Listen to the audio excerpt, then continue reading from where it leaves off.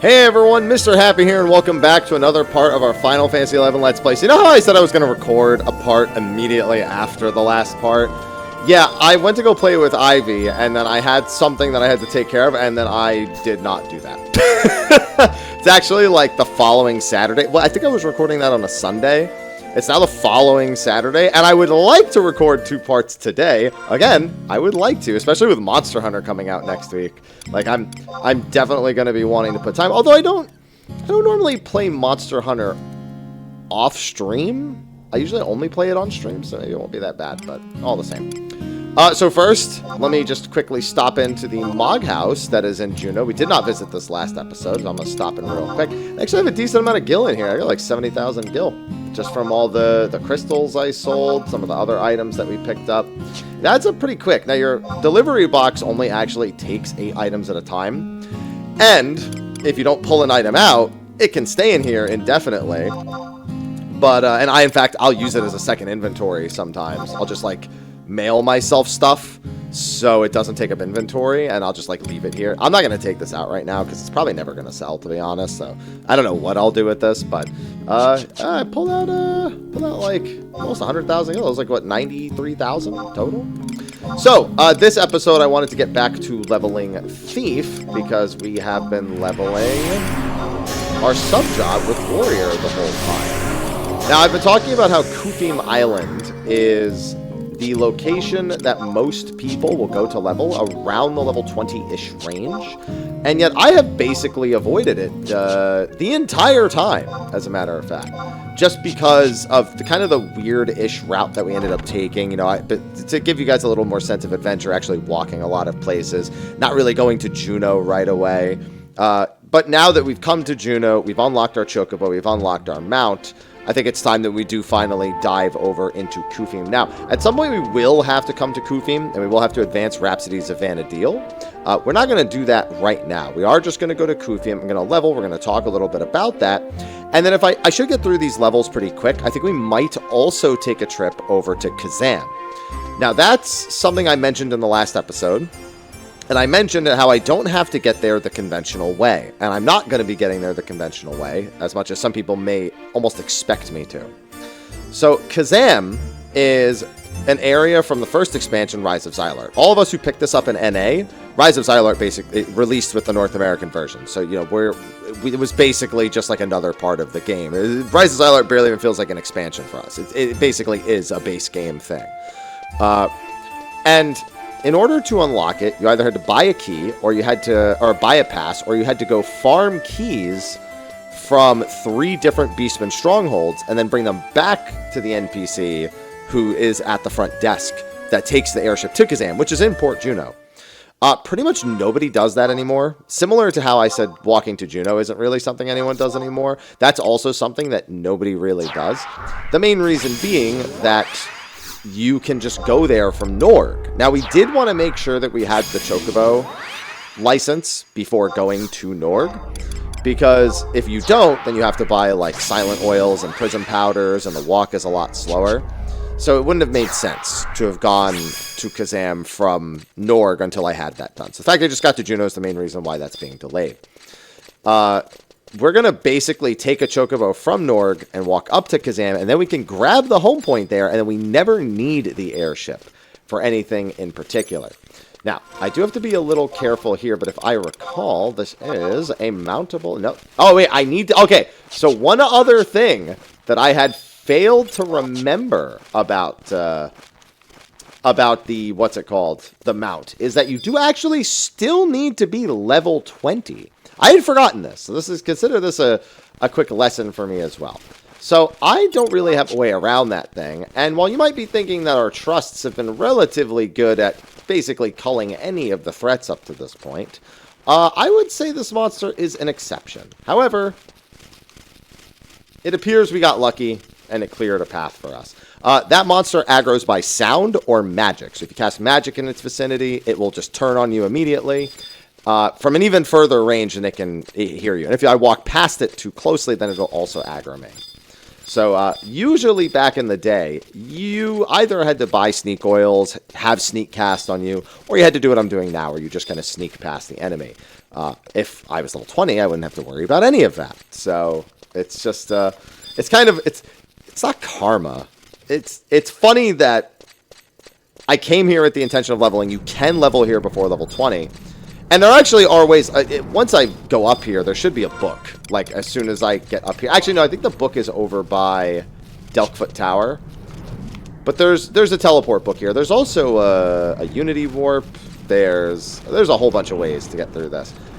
And fortunately, we can squeeze through that. I couldn't remember if you could squeeze through that. And that'll put us in the leveling range. I'm trying to remember. I think the book is not showing on my map, because I don't think it shows on my map until I step up out here. But I think the survival guide is by... Oh, wait a minute. I'm stupid. There's a home point here. There's a home point in Qufim, actually, that they added.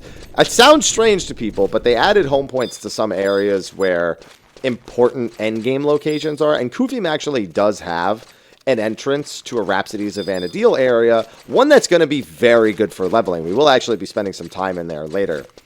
And so they added home points to areas that have those kind of things if they didn't otherwise have decent transport before that. Now, while we are here, I believe we want to pick up... Okay, it doesn't look like it's here. There it is. So we have a field manual. This isn't the book that we were looking for, but we are going to grab this all the same, because it should have 9 clippers, 1 landworm. Now, that's not great here, because we actually want to primarily be killing worms at the moment. Clippers, doable probably. Be better if I had a stronger trust. There's the clippers right there.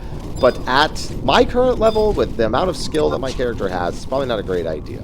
So we ideally want to be killing worms. However, killing the worms out here is a great deal more threatening than killing them back where we were. Also, I have to be careful with Valinero here, because his AoE could actually be a problem. And funnily enough, I said that, and then he immediately didn't use it. We're going to just use this beef jerky because I have it. Why not? Listen, Valinero, I still want you to use that skill. It's just, I don't want you to kill multiple things. So, killing worms, one thing. But even if I can get a worm isolated, there are a lot of other threats in Qufim comparatively to areas you've been to before. One are these Goblin Bounty Hunters. Now, Goblin Bounty Hunters are actually all over the game, and they were something that was added a few years into the game's life cycle. It used to be really popular for people to bot fishing on, like, level 1 characters in all sorts of areas, this being one of them. And to counteract that, they straight up added... That's an NM? Oh, yeah, that's right. There is an NM leecher. I totally forgot about that thing. They added those to counterbalance that. So those Goblin Bounty Hunters will basically go and hunt low-level players. And I think I'm going to have to kill these Clippers, which is fine. I would prefer to keep them separated still before... You know, let's see. This should be fine. Or he can once again just not use his skill. You know, that's fine too. So yeah, they added them to all sorts of popular fish botting areas, and they basically just hunt down bots. As a side effect, however... No, I didn't look at my accuracy. As a side effect, however... they actually can be a little dangerous if you're not paying attention. If I were to fight that Goblin Bounty Hunter right now, it probably wouldn't kill me, but at the very least it would not be a non-threat. Like, if I was killing something else and the Bounty Hunter walked over and started hitting me, I might actually be concerned at the fact that I'm being attacked by it. But not that big of a deal overall. In fact, they're actually really good if they are, like, even match tough. They're pretty easy to kill, and so they can make for a really good, like, extra amount of EXP. One thing I have to do real quick that I forgot to do, we're going to get vanquish multiple enemies. We still really want to get back. From the last episode, we never got back the thing. Yeah, they can make for chaining together some stuff. Chaining together kills a little easier in some areas. Alright, we're also going to grab Qufim Island. We are going to go down to Unity. Vanquish multiple enemies. Aquans. Are these Aquans? They're not Amorphs. And then we'll eventually, we should get our Unity leader back in this episode, so that one's still undone from last time. Club weapon skills, these we're not doing. Tom said, yeah, we're not doing it.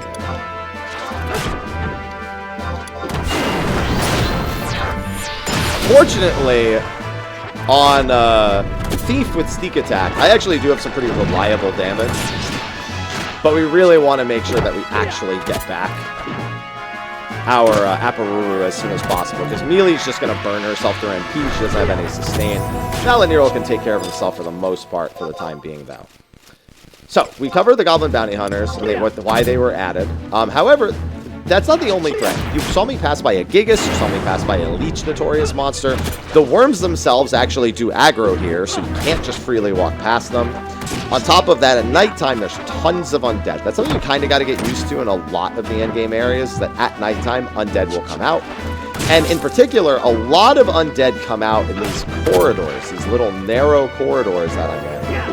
And thus, if I cannot walk around safely, it becomes kind of a problem. There's a lot of issues that can be caused by undead in narrow areas if you're incapable of killing them. Now, if you're incapable of killing them is kind of the key word. I actually shouldn't have much of an issue killing undead, especially once I get Aparuru back. That being said, it's not no issue, it's just less issue. So, we're level 20 now, which we can mount here. So, mounting gets around them entirely. The only reason I brought that up is because we couldn't mount. We are going to go grab the home point. If anything were to happen to me, I would prefer to have the home point active. Now, another thing about these Gigas, I think I mentioned in the previous part that there are Beastmen that have pets. They have Beastmaster pets, and they can be really good for leveling. That actually starts happening here in Qufim. So, definitely worth considering if you see them, that you kill them. Now, unfortunately, the most popular camp in Qufim, it was back in the day, and it still usually is now, is there's a lake. There's like a lake in the middle of the map. It's literally just worms, clippers, and a bounty hunter, and then at nighttime, you get some undead there as well. You can usually navigate around the undead, and it's not the biggest issue, even in that kind of narrow area. That being said, because it's the most popular camp, there's a high probability that there's other people there. Especially because there's still been a big surge in, like, new signups. And as of the recording of this video, the Final Fantasy XIV, Final Fantasy XI, like, bonus month is now active. Now, it looks like we might actually be lucky, and there might not be anyone here. The only... Oh, no, there is, but they're not killing fast enough to mean I can't also kill stuff, it looks like. Because this camp really can't support too many people. So it's not a great idea. If you see, like, one other person here, you can maybe split it down the middle, because a lot of us don't have the really good trusts on a new character. So, like, my kill speed's really bad, as you can see. Like, I'm not exactly dominating over this thing, as you can see. So, if two people are like that, you can usually split it down the middle, and it's okay. You just gotta take whatever you can get. I don't know if that's how this is gonna go, but I guess we'll just have to wait and see. And if not, I am willing to be courteous and step out. But I'll see how it goes first. Especially because I'm also killing clippers. And honestly, I'm getting some really good dagger skill-ups too, so even though my weapon is pretty... Oh, speaking of which, do I have my battling boots on at the moment? Yeah. I think I just gained another level to boot. No, I didn't. I saw my equipment flash, and sometimes that happens when you gain a level, so... Alright, I will... Give me a second. Any day now. Let me go around. So I should really start making daggers at this point, but yeah, look, I can chunk that thing for like a third of its health. And it's really no biggie. Sneak attack just gives you a lot of viability. It lets you play catch up a little bit with the skill ups and everything. Also, worms count as amorphs, so that actually works incredibly well for me. Even though I only need one worm for the other thing. I've got vanquish. I've got all the vanquish multiple enemies, dailies, and now the amorphs are counting too. Oh yeah, we'll be back to Aparuru in no time. Man really doesn't want to use his weapon skill, though. I can't help but notice. If only I was a little faster.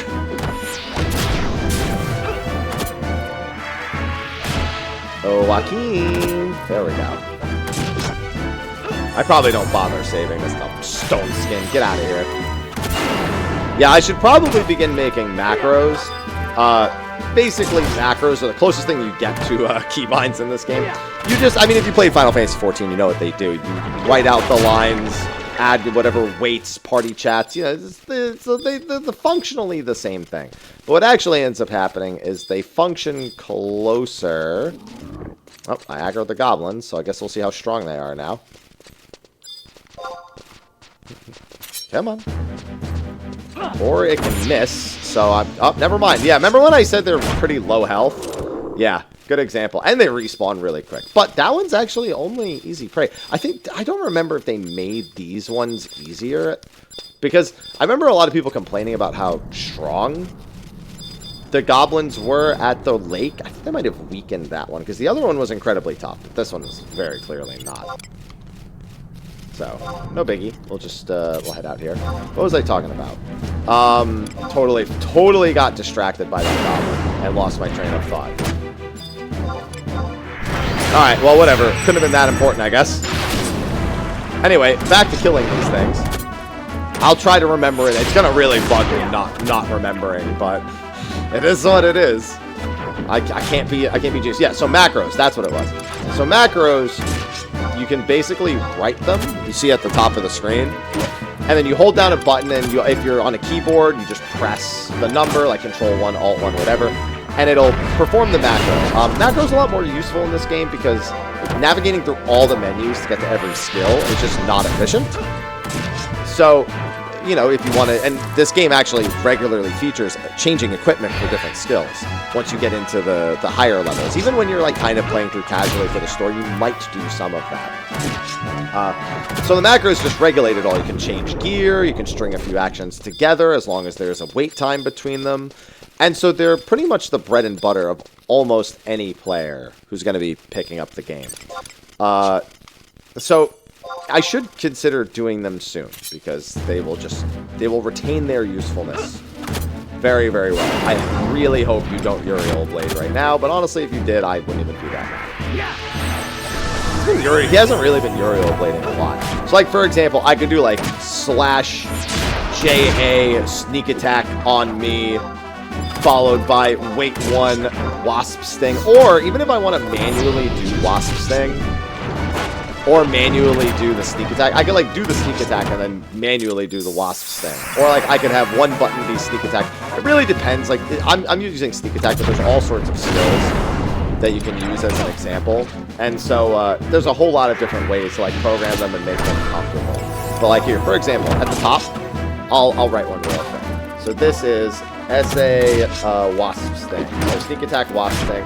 JA sneak attack, me. Wait 1. And technically, I don't need to do wait 1. I could do, like, the wait at the end. This is just kind of me being dumb because this is how we used to write them all the time. This is how I used to write them all the time. / weapon skill, Wasp Sting, target. And that's, like, a really basic one. Now, obviously, if I don't have the TP for Wasp Sting, it won't perform Wasp Sting. But I'm going to have the TP here in a second. I think wait 1. Well, honestly, I probably shouldn't use it considering this thing's almost dead. And I'm about to resummon all my trusts. Let me just get a nice trust resummon here before I press that. Ref all. I gained 2 levels, and the levels are going to make a huge difference here. Not to mention Mealy's not able to really do anything at this point. By now, you should know that 2 levels on a trust. It adds up pretty quick. Especially on monsters that actually take a while to kill. I mean, that monster with an EXP bonus was worth 1,170, like. You're not going to say no to that. Now you do have to be a little careful because the leech is somewhere around here. There he is. There's also a giant, which actually won't be too much of a problem soon-ish. In fact, I could probably kill the giant now? Yeah, low defense. Alright, so as soon as I do my swing, sneak attack, wasp sting. See? Nice and simple. All I had to do was press that one button and it went all on its own. I can add a whole bunch of stuff to it as well. And I did so much damage that now I'm tanking them. And Valinero will get... Yeah, there we go. I got his aggro back finally. And since my dagger skill is actually getting to play catch-up a little bit, we're no longer playing from that massive deficit where I can't land hits like we were on the way to Qufim or on the way to Juno itself. My weapon skills are actually dealing damage because of sneak attack, giving it that automatic crit. Also making it land, which means I don't have to wonder if the weapon's going to land. So, like, we're starting to get into that point where my trusts are no longer the sole damage source, or the absolutely necessary damage source to boot. Now, I did get a focus collar for 2 accuracy as well. That was from the Qufim record of Eminence, yes. What's nice about the records of Eminence for the individual zones is they often do come with not really good pieces of equipment, but when you have nothing, everything is a good piece. So the Qufim one being a +2 accuracy neck piece, actually pretty substantial, and it works from level 18 on. Plenty of other higher value neck pieces, don't get me wrong, but are you going to say no to something that you otherwise don't have something for? No, push it.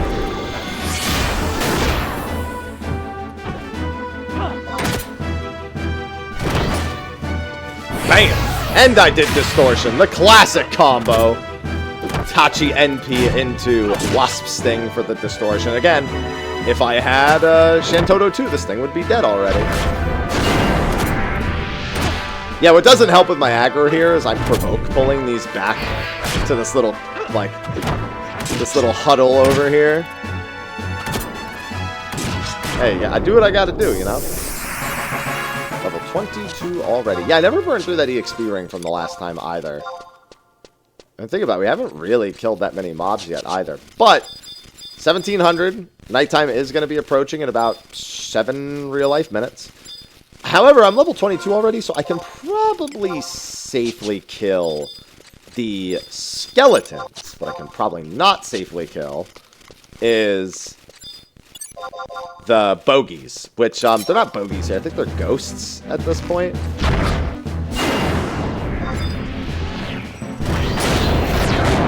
But as long as I don't get low health, honestly, it shouldn't be much of a concern. At least I shouldn't be feeling it's much of a concern. These landworms are only tough now, and I also completed that page for tabs. So I did get a little bit of a boost from that as well. I think that was from that clipper right there. Yeah, it was from, I think it was from that clipper. The one like 2 clippers ago. Yeah.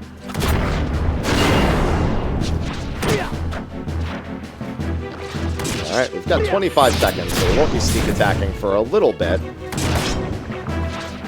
Fortunately, again, see, now things are flying. Because when I hit 25, it would actually behoove me to go all the way over to Kazam and begin fighting those. You could argue 26 or 27. Honestly, it's probably a little safer to wait an extra level or 2 to go level. But Kazam was where everyone went at level 25. Because that was just like, that was the place. Like, the same quality of kills that I'm getting against this stuff, Kazam is where you would go at 25. So, going and getting that Kazam key right at level 25 is super important. The fact that you don't need to do that now means that you can get to Kazam really quick, because you should absolutely have access to Norg already. If you don't have access to Norg at the same story point that I currently have it, you have waited too long. Because I've been saying the whole time, Rhapsodies is the one story you really don't want to just, like, randomly put off. And yes, we have the Goblin Hunter, or the Bounty Hunter. It doesn't matter. Yeah, let's see what this one is. Yeah, this one's too weak to be worthwhile, even. So yeah, I think this one, the one around the lake is weaker. I didn't remember that detail. Don't exactly come here very often, you know. Been a while since we've done the series, and I really had to level around Qufim. It is what it is. You know what I didn't check my audio before I started? Let me check something. Okay, no, it's good. Sometimes my audio settings just randomly use my headset mic. And I was like, man, I didn't check that before I started. It'd be really unfortunate if it was grabbing my headset mic. No, it says it's grabbing the correct source.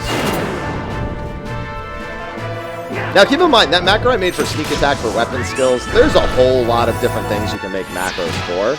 But I also want to throw in another detail, and I think I mentioned this in another video.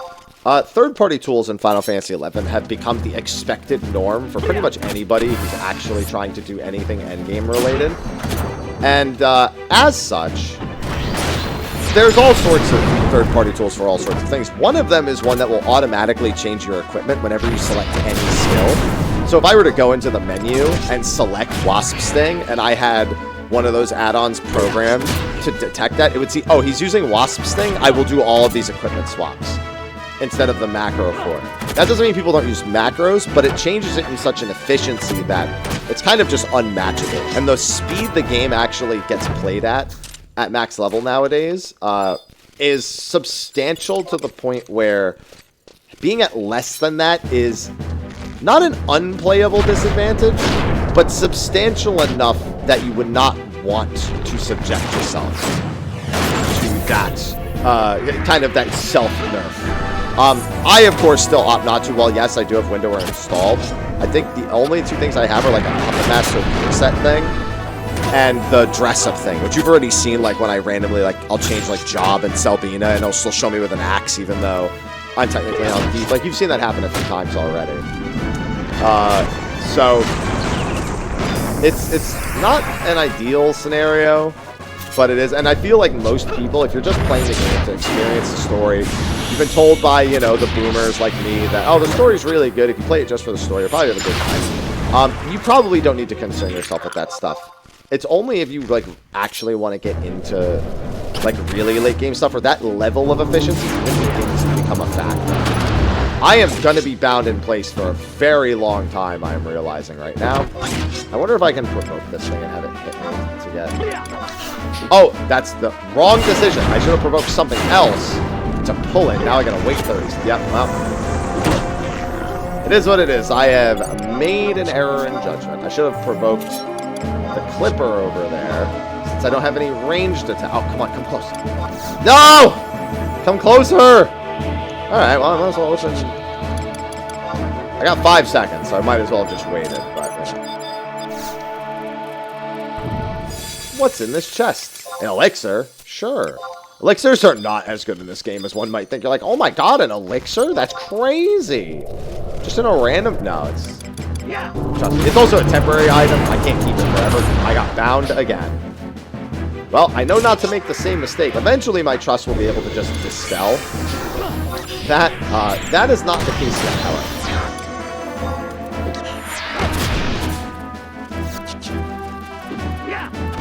I guess the good news is fights aren't that fast, so it'll wear off practically by the time I'm free. That's good news? Question mark.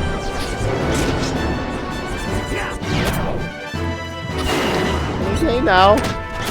Hi, Ivy. Ivy is once again begging for my attention. Just so you're all aware, we have a guest, and her name is Ivy. And she is pining for my attention right now. So we're about to hit nighttime. Danger. The danger situation is about to become very real. However, yep, there it is. So, that Banshee is only a threat under 2 scenarios. One, if it had moved immediately towards me and aggroed me, it would have been situation number 1. Situation number 2 is if I get to low health. So as long as I don't get to low health and I avoid the Banshee, it actually should be fine. Now, I do want to kill this so Valinero can actually heal himself. Now, yeah, they aggro low health, but I think I mentioned it in the other video. They do not aggro low health on trusts. They only aggro low health on a player. So, Valinero, while, you know, obviously I don't want him to be low health, it is not a problem for me. What would be a problem is, let's say I'm fighting a worm and it casts an AoE on me, which is very real. They have Stone Gun, they have a bunch of other abilities as well that do AoEs. If I took enough damage from something like Tremors or Sandspin, that could be a problem. Because unlike everything else, where my trust can probably take care of it, there's enough annoying things about ghosts that unless I actually have Aperuru, I probably just want to avoid them all. And that's true of all the undead. Like, Valinero can probably handle healing himself against the skeletons just fine, but it's not like I want to have to be in that situation. So that's the only kind of downside to taking this camp, is you have no idea if you're going to be contending with other people and the Banshee, because you usually want to stay clear of the Banshee. And it's just something you got to factor in. And the aggro range for being low on health is considerable. It is quite far. So I wouldn't aggro it from here, but if I was like maybe about half the distance between us, I would probably aggro it. So you don't really, you have a leeway, but you don't have infinite leeway. The leeway might catch a new player off guard if they weren't expecting it. And yeah, we can honestly just stay here until 25. We're already 24. My Empress Band is good to be used again.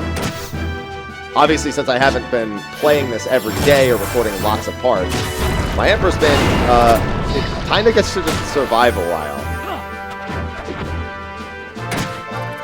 Interesting that it didn't let me use my weapon skill there. I didn't use sneak attack, which is good, but normally it'll still pop off the weapon skill. I must have been interrupting it with something else.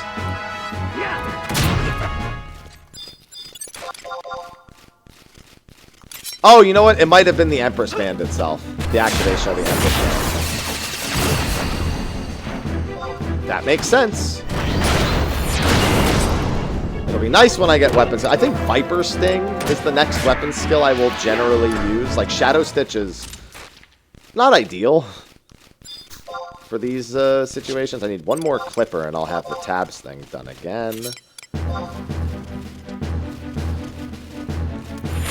It's nice when you have to spot yourself. That other person must have hit 25 and just decided to leave. But the good news is that while at nighttime it's not really a great idea because of the ghosts all around. There are enemies you can stay here with, like up to 26, 27. Like, do you want to? Yeah, I mean, yeah, it's kind of just safe as long as, again, it's not nighttime. Just nighttime really does throw a wrench. And nighttime is also a thing that won't be a problem in Kazam. So it's another thing to consider. Now, I'm sure longtime Final Fantasy XI players are probably wondering when I'm going to do story missions. Very specifically, the rank missions that we started in the previous parts. So, the next major rank mission, Mission 2-3, the Emissary quests, they will basically kind of force you to run all over the map and go to all of the different city-states that you're not from. So, it acts as an introduction to those areas, getting, kind of forcing the player to familiarize yourself with them. Not too unfamiliar from the level 15 quests that we have in Final Fantasy XIV. And I'm level 25 already, sweet. And, yeah, on top of that, you have to do an objective in each of the beastly strongholds that also are there. And those are the same places where you get the keys for Kazam. So those two things kind of go hand in hand. In an ideal situation, you actually do both things kind of simultaneously. You maybe collect the one from your nation, you go to one of the other two nations to do their first quest, collect a key from there, then you go to the third location, which is where you'll fight the boss for that mission, and while you're there, you'll also pick up a key. We are going to have to go to those locations, and I'm not going to lie, if we do pick up a key, I might hold on to it and just turn in the quest for old time's sake. But, again, you don't have to do that. You can just kind of go right through. And now I have Flee, which is actually going to help even more. Because Flee just lets me blast past enemies. Like, even if I'd aggro them, I can just way outspeed them for a really short period of time. So it makes moving through areas that are scary and risky, it just gives me, like, a tiny bit of leeway for it. And ain't nothing wrong with that. So I hate seeing me get aggro when I know there's ghosts around. You see, it's just why, again, it's one of those situations where it's like, I'm able to kill everything super quick. The Banshee's a little scary, so obviously that's a consideration for leaving. But it's not the big deal. And as you can see, there's actually two Banshees. We're kind of lucky that they're both hanging out in the same spot. That's not like a thing they would, it's not like that's a scripted thing for them to kind of hang out with each other like that. But what we should do is take a small opportunity. And we should resummon. I was kind of hoping to have Aparuru. So, with Aparuru, I believe that because I started... It's been a while, so I don't remember exactly what the rule set is. But I need a certain amount of Unity accolades within the weekly reset, of which I have obtained the Unity. So, because I played Sunday, and now I'm playing Saturday, I think I'm continuing that same trend, so technically the points should still be adding to each other. But again, it's been a while, so I don't think I'm remembering that right, but Yeah, something close to that. Well, we're here. We're going to fight the undead, because I want to start moving towards Delkfoot Tower. Delkfoot Tower, another really solid place. Not a bad idea to consider climbing Delkfoot Tower to get to the home point at the top whenever you go there, but I'd say that's only for experienced players and ones who come prepared with Invisible, Sneak and Invis, mostly Invis for Delkfoot Tower. All the way at the top is a home point, and there are quite a few missions that require you to go to the top. So you kind of have to decide between waiting to do it later and just choosing to do it now. And I would say wait till later, but experienced Final Fantasy XI players who know how that climb goes, they just opt to do it sooner just to get the home points at the top and then walk down instead of doing the climb just later. But in my opinion, it'll be such a long time before I really need to do the climb through Delkfoot that by the time I do need to do it, I will probably be more than safe to just do whatever. That was the case of me pressing a macro and not having sneak attack off cooldown. You can also make macros just to check the cooldowns of things. You could like make a macro that just tells you the timer for all of your skills, and it'll put it in like text. And that can be a really nice thing to do as well. Alright, so got the vanquish multiple enemies going. Finish that, yeah, because like that's not worth a whole lot in terms of accolades. But I'm almost 26 already. It's like, just kind of churning through. Head back here, kill a few more clippers. I kind of want to do one more of the books, like kill 8 more clippers. I don't think I will, in all honesty, but I kind of want to. Just because I've already started. It's one of those where it's like, well, you know, I've already started killing them. I might as well just finish it.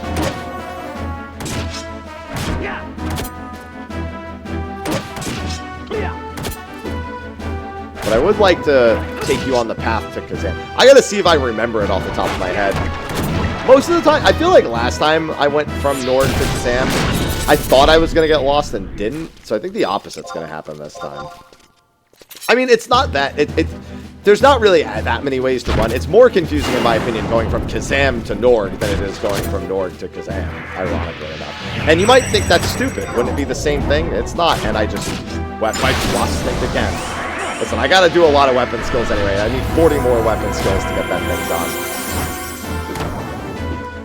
done. Can't complain too much. I'm gonna get a level off this one, too. Did I just see... Oh, that's a one. Yeah, the Banshees are still both over there. At this point, I actually could kill the Banshee pretty reliably. It's still incredibly tough, but I've gained enough levels that it would probably be fine.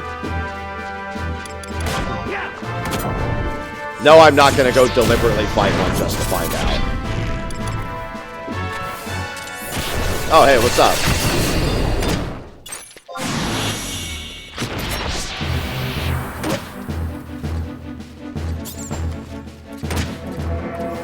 I was trying. I already had sneak attack active. So sneak attack, if I don't land the hit from behind the enemy, I just lose the sneak attack.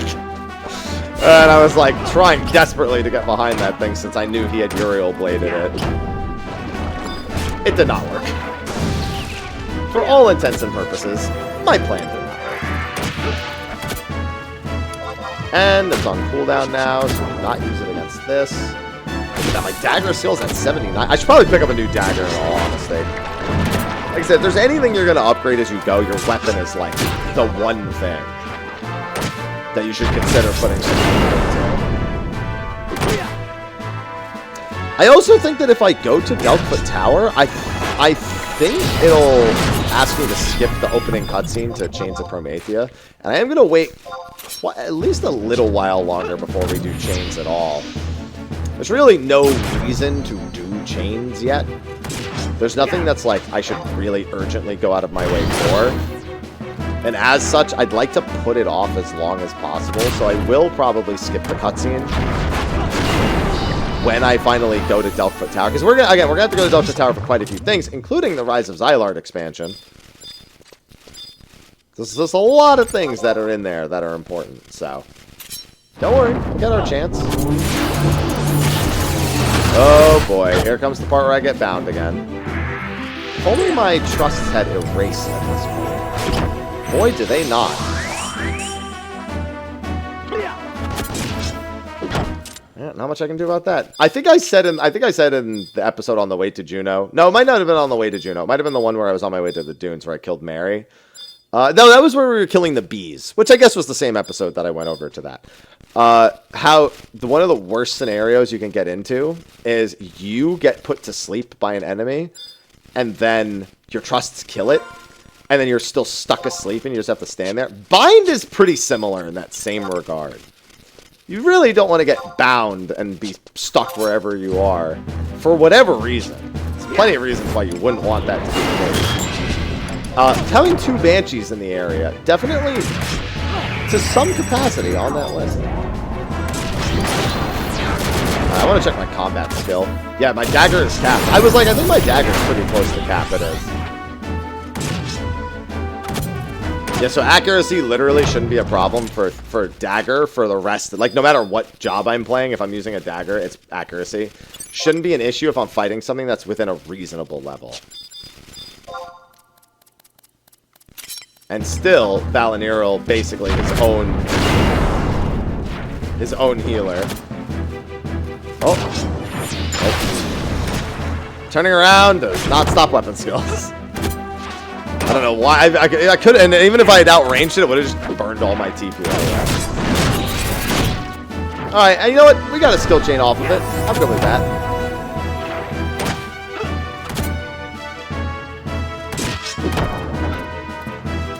Alright, what I should start doing... Again, I don't really need to be here anymore. Oh, hey, what's up? Don't you laugh at me! So, this is... Oh, man, I'm asleep. Well, he's going to wake me up because he's going to hit me. So, at least that's the good news. So, if you see a skeleton with a scythe, unfortunately, it's going to have ice spikes 90% of the time. And ice spikes is literally one of the worst debuffs in the game. Every time you hit the mob, you take a little bit of ice damage back, and you have a chance to be paralyzed. And it is not a small chance to be paralyzed. It is a pretty significant chance of paralysis. And paralysis in this game, well, it sucks. I mean, I don't think anyone likes paralysis in any game, to be fair. But it's really bad here. Every time you get paralyzed, you don't take the action. Any action you choose to take can be paralyzed. And unless something's different from what I remember, if a very important skill gets paralyzed, it will still go on cooldown. So, if I go to sneak attack and I get paralyzed, I will just use the sneak attack. I believe if I go to use my 1-hour ability, I lose it, it will also get paralyzed. You generally just don't want to use important skills when you could be paralyzed. And then all of them have blind with that horror cloud nonsense, so always something to consider as well. I just keep checking. Anytime I see one of these objectives finish, I'm like, please. Gotta be close. I'm not close.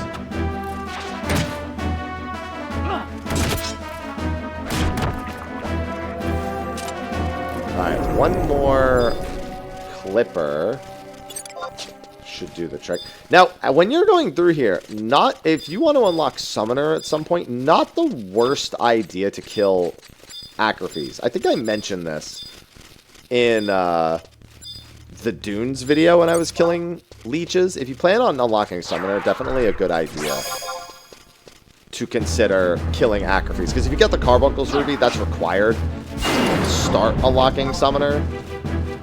And it drops from leeches. The Maze of Shakrami is an area over by the Crag of Mia, or May, whatever you want to call it. And that's where most people go, although you have to go through the back entrance to get there the fastest. There's just like a room with a billion leeches in it. The problem being, of course, A, there can be a notorious monster in there. B, their leeches will all gang up on you. So it has its ups and its downs, but that's usually where a lot of people go to actually get the ruby. But here, Rainbow Peninsula, a handful of other places, really any leech location once you're around like 25 to 30, they're all pretty popular for getting Carbuncle's rubies. Alright, we just wanted one more clipper, and then we are gonna get out of here. And I'm gonna take you all to Kazam. Maybe I'll call that's the episode from Qufim to Kazam. Got a decent enough alliteration. Man, I've already been playing, what, over 40 minutes? Time has just disappeared. And you'll find that that happens. Even when you're making pretty well-paced progress, time will just disappear while you're playing this game. That's just a natural occurrence, because everything will take long enough. Like, every single one of these kills might be a decent amount of EXP. But as you can see, they're not short kills. They're not necessarily long, but they're definitely not short either.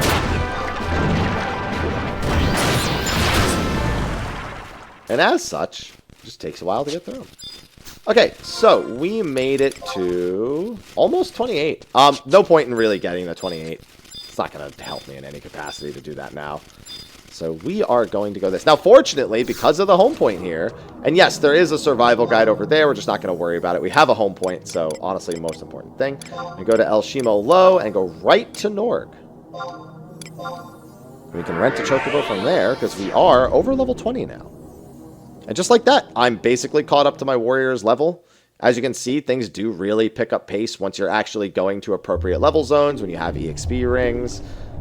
And if you play infrequently, you tend to have EXP rings while you play more frequently. So that, I'd say that factors into how you feel with the time spent. The less you play, the more uptime you have with EXP boosts. So it's just a good thing.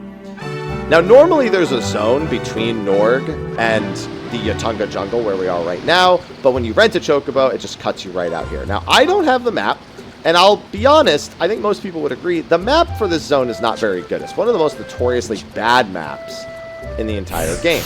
Now, when you're first coming here if you're coming here from Kazam to Norg, that hole in the wall, you basically fall into a little hole in the ground, and it falls into that little cavern and then pops out here, and then you walk into the waterfall.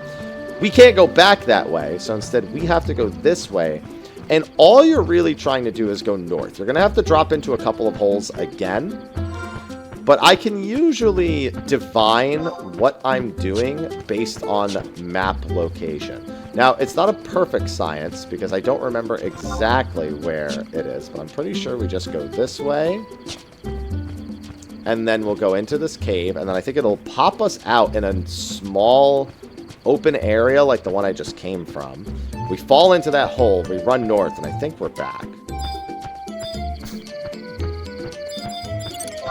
Now, these are higher level goblins. These are higher level everything. Everything here is incredibly tough. Yeah, so we turn up here. This is not the area I was referring to, but I believe we just go this way. It's either right here or left here. I'm pretty sure it's right here.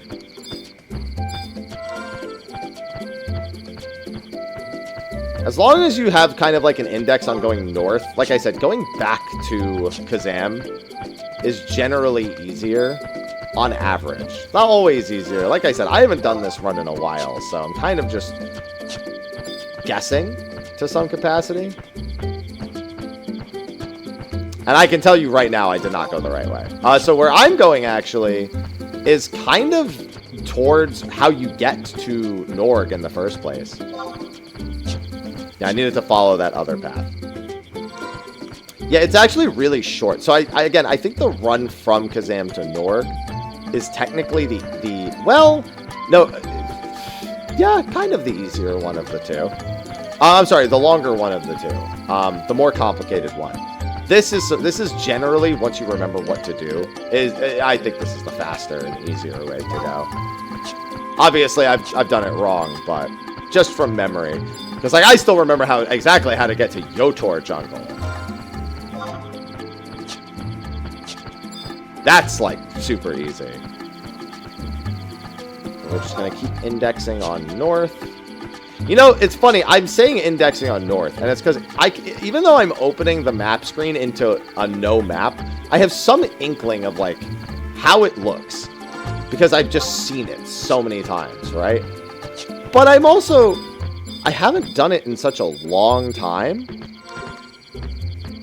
that how it actually goes is, again, it's a little lost on me without the map.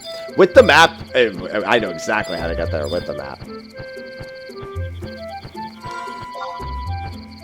Again, we're looking for one specific clearing above ground with, you know, kind of just like sun-kissed area. And we will fall into a hole, and then we will just that'll be it. We'll be done, basically. We'll be back at Kazam.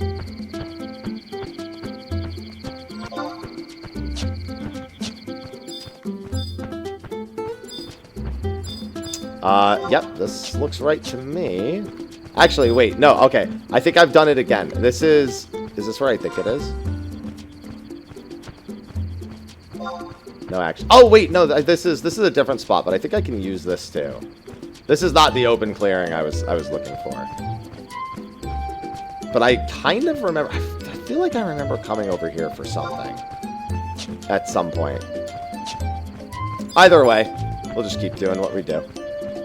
Chocobos, so a rented chocobo does not last forever. I forget what the exact time is. I think that the time it lasts depends on your level. And obviously that doesn't matter because we could just mount up to the raptor. But I don't have to worry about getting, at least not yet, I don't have to worry about getting randomly tossed off of the chocobo into something that I can't deal with. It's got more than enough time on it that that's not really a concern. It could be a concern if it was like, because again, I don't remember exactly what the level curvature looks like on chocobo length. But as long as we're not immediately in front of something that aggroes, oh, there's a dead end. You'll find quite a few of those. As long as we weren't to immediately fall on something that aggroes, it wouldn't be that bad. I swear, by the way, it absolutely helps me to keep pulling up the map, even though I can't see anything on it. Yeah, there's a quest. I don't remember what the blue Rafflesia is for, but that's like, I remember coming over here for like some sort of quest.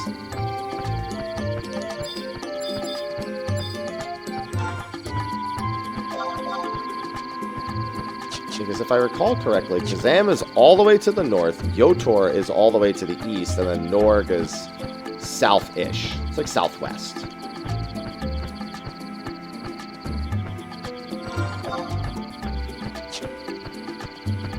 Alright, I'm making a little bit of progress north. Alright, so this is a big tell. The Mandragoras are the thing that most people level at 25. So when you start seeing Mandragoras popping up, that means that you are, at the very least, going in the somewhat right direction. Because most of the enemies in the lower level section, they're crawlers or the higher level goblins. You have the ivory lizards in these caves, overgrown roses, death jackets. But Mandragora is actually, I mean, we could honestly get off and just fight these. Hey, look, a Kororpikor. I don't think I've ever killed a Kororpikor. So there are just Korpikors, and then there's the Kororpikor. I don't remember what the Kororpikor drops. But in theory, we could actually just level off of the Mandragoras that we're running into here. We are now within the territory of me just being able to level up, and I think we found it. So, funnily enough, I actually just found the straight-up entrance without going the way I normally go, because this is Kazam. Like I said, the Mandragoras are a good tell. And this is the entrance to Kazam, or technically the exit, if you're referring to the olden days. And, yeah, a lot of people used to just camp out. They would just, like, you'd have, like, somebody stand back here, and this was a camping spot, and they would just pull Mandragoras and sometimes goblins back.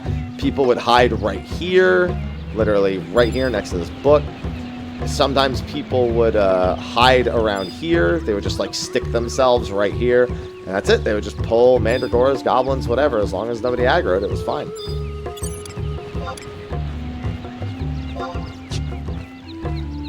And we are in Kazam. And now that we have this home point, again, we never need to actually go back and do the Kazam key. Now, keep in mind, you can absolutely still do the Kazam key quest, because flying back and forth between Kazam and here just might be something that you want to do.